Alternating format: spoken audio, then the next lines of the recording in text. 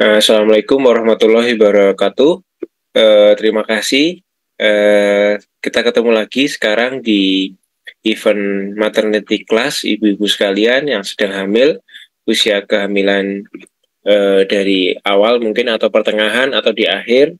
Jadi topiknya, alhamdulillah hari ini kita bisa bertemu lagi di mengenai wasir atau ambeien atau hemoroid yang membuat pilu selama kehamilan. Mungkin kita bisa melakukan suatu membuka wawasan ibu-ibu sekalian, karena sering sekali kita menjumpai keluhan-keluhan yang berhubungan dengan wasir atau ambeien selama kehamilan. Ya, jadi saya izin untuk melanjutkan PowerPoint saya. Jadi saya di sini nanti tidak sendirian, bersama dengan Dr. Linda, spesialis bedah di Rumah Sakit Resti Ibu Sragen, yang mungkin nanti akan membantu saya dalam mengenai tindakan-tindakan sehingga ibu makin mantap untuk mengatasi ambeien atau wasir selama kehamilan. Jadi wasir ini apa? Wasir itu adalah pembengkakan pembuluh darah yang ada di sekitar anus ya.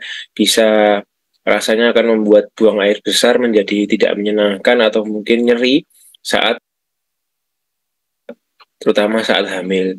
Dan ini biasanya umum terjadi pada kehamilan dan hilang setelah melahirkan. Jadi prinsipnya nanti adalah mengubah pola makan, gaya hidup yang bisa meredakan gejala ambeien ini. Kalau Anda mengalami ambeien, sebenarnya Anda ini tidak sendirian, karena wasir ini selama kehamilan sering terjadi, terutama di trimester 3 sampai hingga 1 bulan setelah melahirkan, sekitar 42 hari ya masa nifas selesai. Jadi 30-40% orang hamil itu mengalami ambeien atau wasir. Ini kalau kita lihat karena si bayi ini tambah besar, dia menekan otot-otot dasar panggul, sehingga aliran darah balik dari anus ini terbendung dan makin membesar, sehingga dia menyebabkan benjolan yang kita sebut dengan ambeien tadi.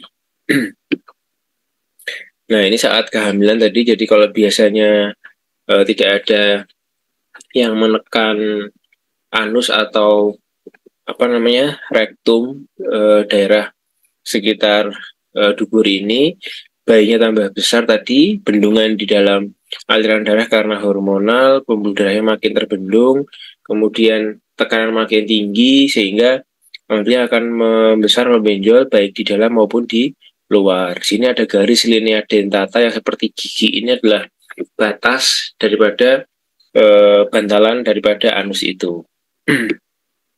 Nah, ini biasanya kalau antara rahim dan rektum itu kan tidak ada tekanan ya, longgar ya. Begitu ada kehamilan, dia tambah besar sehingga terjadi penekanan pada pembuluh darah di sekitar anus ini, sehingga tekanan di dalam perut yang tinggi akan menyebabkan aliran darah di sekitar panggul ini akan meningkat, sehingga terjadi bendungan dari hemoroid tadi atau ambeien, kadang terdorong keluar kadang-kadang saat mau melahirkan dari kepala bayinya ini, kadang bersentuhan dengan si benjolan daripada ambeien itu. Jadi nanti derajat daripada keparahan ambeien ini kita bisa konsultasikan dengan dokter Linda bedah untuk treatment selanjutnya, karena treatmentnya bisa dari yang tanpa pembedahan sampai dengan pengobatan dan pembedahan.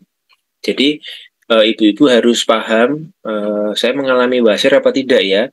Yang pertama, mungkin kalau di daerah sekitar anus, sekitar pantat kok ada gatal-gatal, berbenjol-benjol, apalagi ada gejala saat BAB berdarah, kemudian diraba saat cebok mungkin kok ada benjolan ya, kemudian saat BAB lama nongkrongnya nggak bisa keluar-keluar, jadi nggak nyaman di ususnya. Nah, itu kita harus confirm sama diri kita untuk segera waspada, kira-kira ini ke arah mana. Jadi untuk memastikan wasir, sebaiknya Anda lihat lagi lebih dekat ke anus, kalau memungkinkan memakai kaca dengan lihat mandiri, tapi kalau kesulitan segera ke dokter, karena nanti dokter akan melakukan pemeriksaan dari anus atau namanya colok dubur, yaitu dokter memasukkan jari yang ada sarung tangannya dengan pelumas ke dalam rektum tadi untuk merasakan adanya wasir di dalam atau tidak. Kemudian kalau misalnya memang kesulitan, kadang-kadang dilakukan anoskopi atau mungkin sigmoidoskopi ya. Prosedur ini sangat sederhana, cepat, sehingga dokter bedah akan memungkinkan melihat ke dalam rektum. Jadi alasannya kenapa kok ambeien sering terjadi pada kehamilan, 4 alasan utama adalah bahwa rahim yang membesar tadi menekan pembuluh darah di perut sehingga darahnya kesulitan kembali ke jantung. Yang kedua, karena hormon selama hamil itu kan melebarkan pembuluh darah sehingga menyebabkan bendungan pada pembuluh darah, terutama juga pembuluh darah perifer. Kemudian konstipasi sembelit selama kehamilan yang juga harus kita tangani. Kemudian kebiasaan berdiri terlalu lama atau mungkin duduk jangka waktu yang lama itu akan memicu juga terjadinya hemoroid atau ambeien. Nah, tipsnya supaya wasir ini tidak bertambah parah ya, yang pertama adalah kita harus meringankan sembelitnya. Jadi makin sedikit kita ngejen di toilet, semakin cepat, semakin singkat, maka tekanan yang kita berikan ke pembuluh darah akan semakin sedikit. Yang mungkin caranya bisa makan serat minimal 25 hingga 30 gram, 8-12 gelas air putih sehari, sehingga rehidrasi cukup, dan minum obat pencahar, tapi kalau disetujui oleh dokter yang merawat Anda. Yang berikutnya, supaya tidak bertambah parah, di rumah kita bisa lakukan dengan pengobatan mandiri. Kita mungkin bisa mengoleskan seperti minyak lidah buaya atau minyak VCO kelapa murni ya, untuk meredakan nyeri-nyeri yang ringan atau ketidaknyamanannya. Kalau bisa dicoba juga, yaitu mencoba dengan mandi dengan posisi duduk di bak mandi yang ada air hangatnya, jaraknya sekitar 2-3 inci itu genangan air hangatnya, sehingga nanti akan meningkatkan aliran darah balik, mengendalikan otot-otot yang tegang di sekitar anus, sehingga harapannya dengan demikian akan mengampeskan bendungan dan mengembalikan lagi aliran darah dengan baik. Berikutnya adalah mengurangi tekanan pada wasir, sehingga kalau kita hamil otomatis kan kita tidak bisa melakukan tiba-tiba simsalabim tekanannya bayi akan hilang, kecuali memang dia terjadi persalinan. Sehingga yang bisa kita lakukan, yang pertama adalah jangan berdiri atau duduk yang terlalu lama. Sebaliknya berbaring, miring untuk mengurangi tekanan di area panggul dan di usus. Kalau saat duduk, mungkin kita bisa siasati dengan bantal yang donat, jadi yang bolong tengahnya, sehingga tidak terlalu tinggi tekanan pada gravitasi di tengah tadi.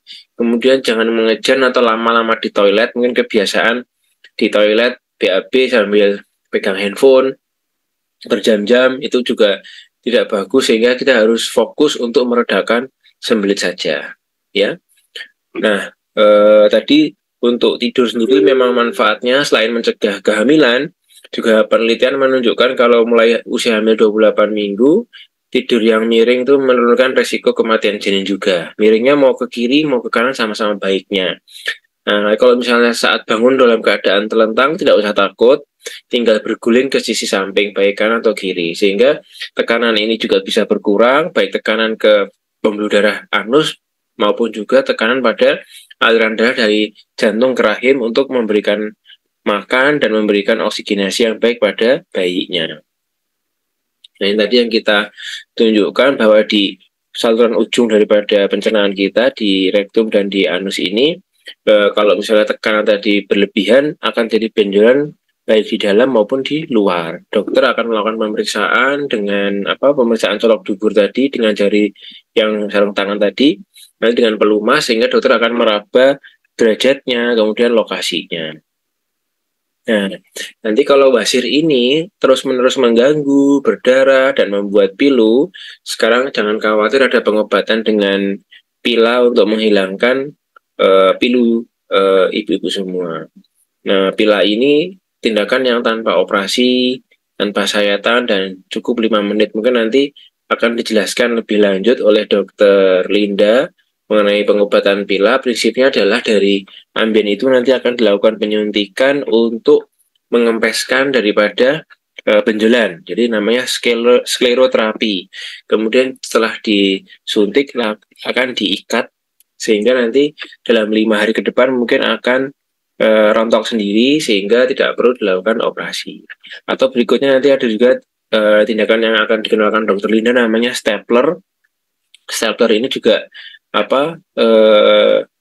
pengobatan juga lebih cepat sehingga nanti tindakan ini bisa menjadi alternatif untuk ibu-ibu yang mengalami wasir yang terus-menerus mengganggu.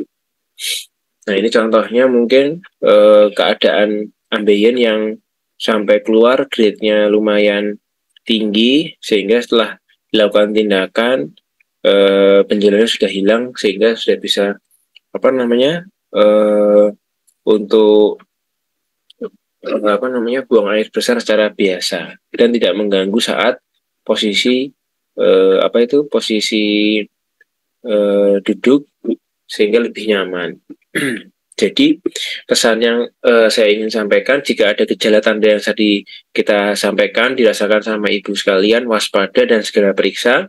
Untuk kepentingan persalinan nantinya, nanti akan ditentukan derajatnya dulu oleh dokter bedah sehingga kita bisa kolaborasi dari awal kita terdeteksi ambeien sampai mungkin beberapa minggu sebelum persalinan, apakah dengan mengejan si benjolan ini akan bertambah parah gitu. Tapi prinsipnya kalau ambeien yang derajatnya ringan, jikalau masih awal kita saat mengejan kita bisa atur untuk memberikan aba-aba persalinan dengan baik dan ibu juga kooperatif, tidak akan terjadi tonjolan yang lebih tinggi pada anusnya sehingga nanti mungkin kalau misalnya waktu bayi itu mau keluar supaya tidak terjadi robekan ke bagian anus, kita miringkan untuk arah robekannya sehingga lebih aman saat persalinan di satu saat tertentu. Kemudian wasir ini pada beberapa ibu sembuh spontan karena setelah hamil dan periode persalinan selesai mungkin dia akan masuk sendiri spontan. Nah, nanti untuk itu screening lanjutan sama Bu Dokter Linda. Untuk pola makan, gaya hidup, kebiasaan sebaiknya mulai diatur supaya ini wasirnya tidak muncul dan tidak bertambah parah. Mungkin itu yang bisa saya sampaikan. Mudah-mudahan menambah manfaat, menambah pengetahuan, dan ibu-ibu yang mengikuti maternity class ini mendapatkan alternatif untuk penanganan wasir selama kehamilan. Jadi terima kasih. Semoga dengan kelas maternity ini menambah manfaat untuk ibu semua. Insya Allah persalinan direstui ibu, tidak ribet, banyak benefit, dan bonusnya adalah glowing. Terima kasih. Saya kembalikan ke pembawa acara. Assalamualaikum warahmatullahi wabarakatuh. Penyebab hemoroid itu sebenarnya adalah karena ada peningkatan tekanan intraabdomen.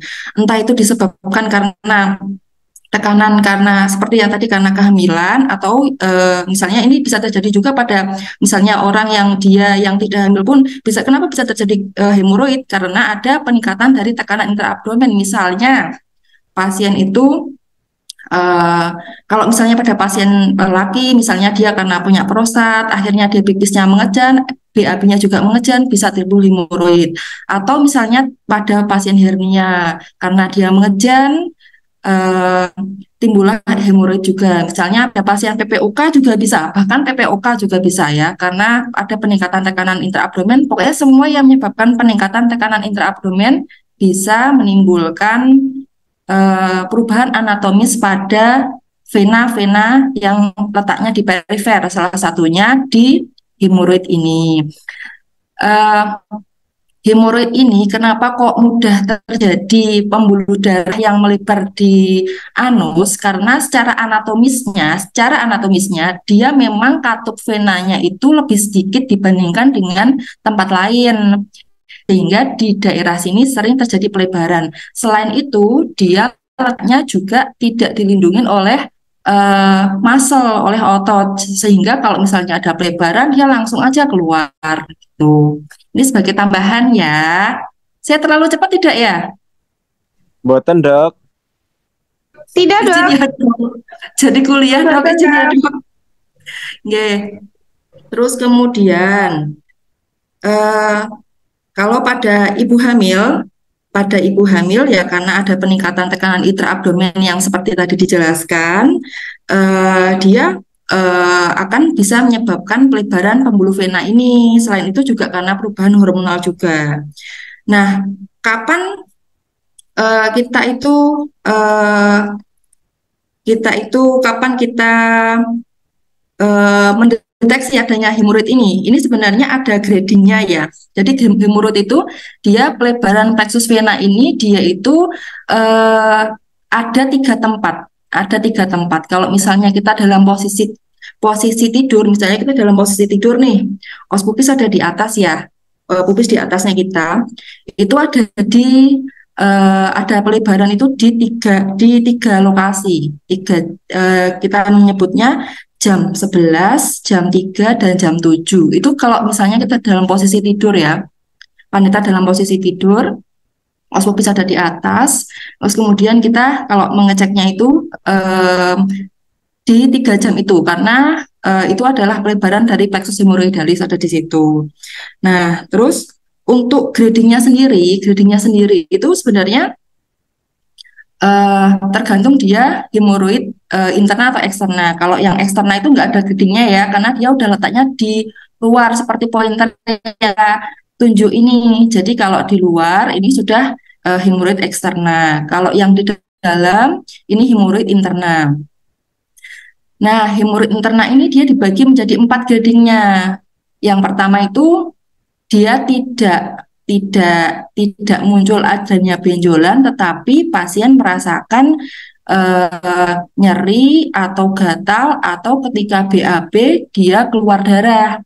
Dan di sini kita harus membedakan ya antara BAB keluar darah itu darahnya menetes dulu ataukah BAB yang campur dengan darah ataukah darahnya hitam. Karena beda nanti akan eh, diagnosanya akan mengarahnya ke hal yang berbeda. Kalau misalnya darahnya menetes atau darahnya zor keluar banyak dan dia itu apa namanya darah segar. Jadi benar-benar yang darah merah segar itu berarti ada robekan pembuluh vena di superficial. Kalau misalnya BAB campur dengan darah ya. Jadi bukan BAB dulu atau darah dulu. Jadi tidak tercampur. Kalau misalnya dia tercampur dengan darah, berarti dia kemungkinan tidak berasal dari vena superficial. Berarti letaknya itu lebih di atasnya lagi. Seperti itu, kan kita nggak bisa menyingkirkan diferensial diagnosa yang lain ya, misalnya ada tumor kolon dan sebagainya, seperti itu. Itu untuk membedakan. Ada juga yang dia itu gelap hitam, ada yang gelap itu juga ada. Kalau misalnya BAB-nya itu jadi hitam, jadinya itu bukan darah segar ya. Cuman kalau misalnya udah kecampur sama air, kalau misalnya kita BAB kecampur sama air, loh kok ini kok ada semburat merahnya, tapi dia BAB-nya itu hitam. Itu kemungkinan berasal dari GI tract bagian atas, gastrointestinal tract bagian atas. Bisa karena perdarahan dari gaster, ulkus, peptikum, seperti itu juga bisa ya. Itu untuk anatominya dulu. Terus kemudian kapan operasi? Kapan dilakukan operasi pada Amir? Eh, ini sebenarnya sudah tadi Bu Andang kebetulan ada yang bertanya juga. Sebenarnya eh, kapan operasi itu kita tentukan dari apakah pertama dia sudah timbul hemoroid dulu sebelum hamil gitu, karena kan hemoroid ini kan penyakit yang berhubungan dengan gaya hidup. Maksud saya gaya hidup adalah karena makannya kurang serat, atau dia posisi duduk yang lama, atau berdiri lama, atau kurang minum air, atau kurang aktivitas, kurang bergerak, kurang olahraga, seperti itu. Atau ada peningkatan tekanan intraabdominal yang lain, seperti yang saya jelaskan tadi yang pertama. Kalau misalnya dia itu memang dari awal sebelum hamil dia sudah hemoroid dulu, kemudian dia diperparah dengan kehamilannya, Itu sebenarnya ini sumbernya ada banyak sumber. Jadi ada yang mengatakan eh, ketika hamil itu kalau sebisa mungkin kita hindari untuk dilakukan operasi pada trimester 1 atau trimester 3. Kalau trimester 1 nanti takutnya eh, ada agen-agen yang mempengaruhi organogenesisnya, atau kalau misalnya trimester 3 karena nanti nyeri yang dirasakan takutnya dia menyebabkan kontraksi prematur, kontraksi pada ibu hamil sehingga terjadi kehamilan melahirkan secara prematur. Nah, seperti itu. Sebenarnya ada yang menyebutkan juga paling aman kalau misalnya hemoroidnya itu memang sudah benar-benar sudah tidak bisa dikonservatif adalah saat trimester kedua. Ada yang sumber yang mengatakan seperti itu. Begitu ya Bu Andang ya. Terus kemudian untuk yang teknik-teknik operasinya, ini izin saya buka yang tadi ya. Nah, untuk teknik operasi ini sebenarnya ada banyak. Ada teknik operasi yang dia itu open atau konvensional, yang biasa, yang memang di menggunakan operasi seperti biasa, menggunakan mes, menggunakan pisau. Jadi intinya adalah kita mengambil jaringan yang berlebihan beserta dengan trombus-trombusnya, kemudian diikat. Prinsipnya sama. Kalau yang konvensional itu satu satu jaringan hemoroidnya ini diambil semua kemudian dijahit. Cuman karena eh, kerugiannya adalah karena penjahitannya secara manual, jadinya pasien akan merasakan nyeri sampai dia eh, jaringannya ini membaik. Jadi sampai penyembuhan. Nah, itu biasanya sekitar 2 mingguan gitu. Nah, kalau yang bukan konvensional itu ada banyak macamnya. Ada yang seperti ini, ada rubber band ligation, pila seperti ini. Ini dia itu jaringan hemoroidnya itu, jadi pertama itu dia itu masuk ke dalam suatu alat, kemudian disedot jaringannya itu dimasukkan ke dalam alat ini, kemudian di sini ada karet, dan karetnya ini kemudian akan ditaruh ke sini, plung, taruh di sini. Nah, seperti ini. Jadi dia akan ngikat. Nah, ngikat seperti ini, kemudian dia baru disuntik dengan agen obat. Tujuannya agar ini itu jaringannya itu mengecil dan akhirnya akan copot sendiri.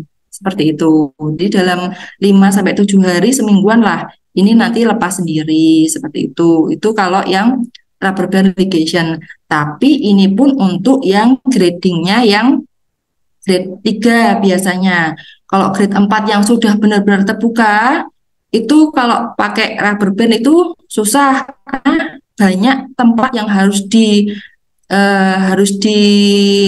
apa namanya, harus diligasi, jadinya dia kurang efektif. Jadi harus beberapa kali sesi maksudnya. Tapi kalau misalnya yang masih grade-nya grade 3 gitu, grade 2, grade 3 itu menggunakan rubber band ligation ini sangat bagus sekali. Atau misalnya kita mau pakai stapler, misalnya ini yang grade 4 itu ya, grade 4 itu bisa pakai stapler, itu bisa.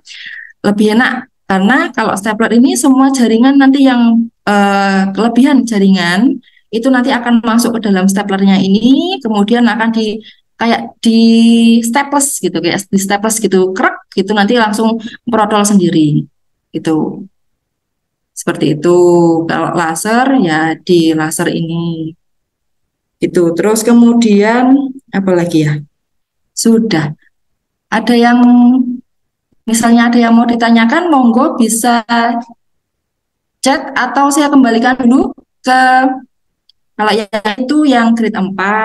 Nah, kayak gini itu kalau misalnya pakai pila ya kurang kurang kurang efektif karena banyak yang harus diligasi. Kalau ini adalah ini jahitan konvensional. Ya sekitar 2 mingguan itu dia untuk masa penyembuhannya. Seperti itu.